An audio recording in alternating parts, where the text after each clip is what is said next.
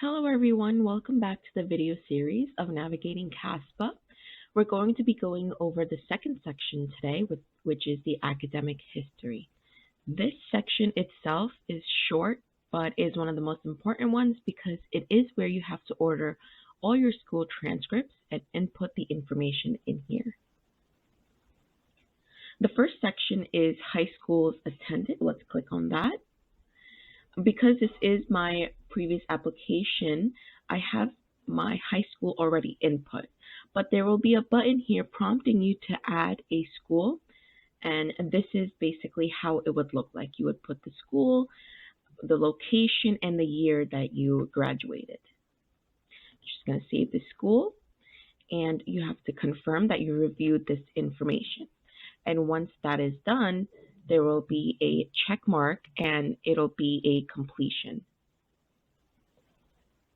Next is colleges attended. Here is the same steps. You would input all of the universities that you have attended.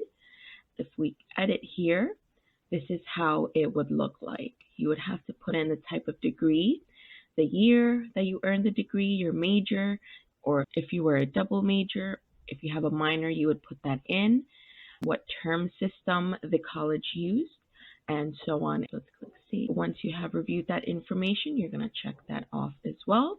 And here it also prompts you to add anything additional that you may have. All right, let's go ahead and do the transcript entry.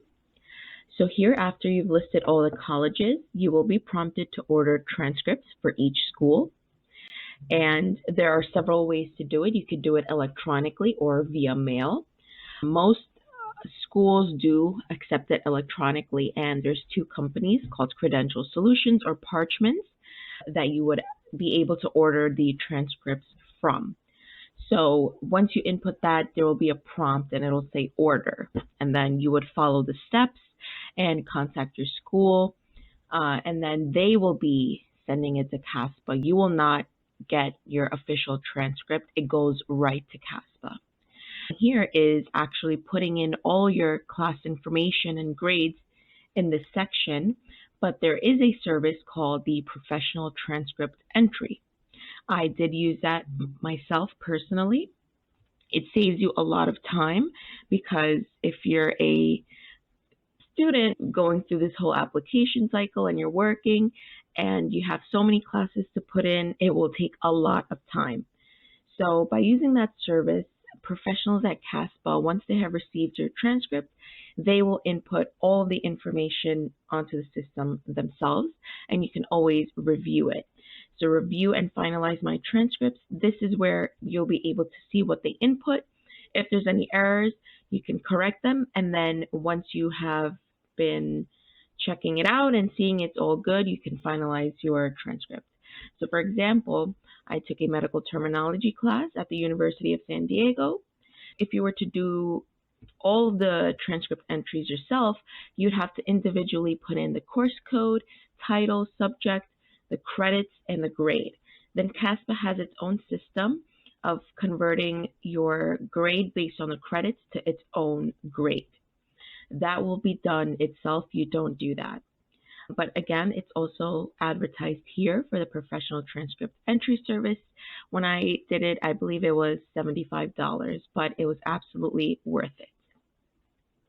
And one good thing about here is that however many schools you have listed, it will actually prompt you if you have any missing prereqs. So it's generally nice to know if you're missing anything or not. So let's go back. So once you have all of this completed, you will just finalize your transcripts and then move on to the next section. For this section, standardized tests, if you have a GRE score or an MCAT score, this is where you will be inputting that information. I personally opted not to add any since I did not take any tests, but on this page, you will be prompted to input if you have a previous score.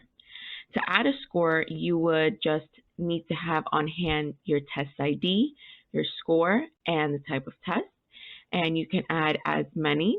And if you're planning to take a test, there will be a question that's asked if you've taken it. You would just select no and enter the date you plan to take the test, and you can always come back to CASPA to update that. And once you've done that, you can just review this information and this section will be complete. So that is pretty much it for the academic history section.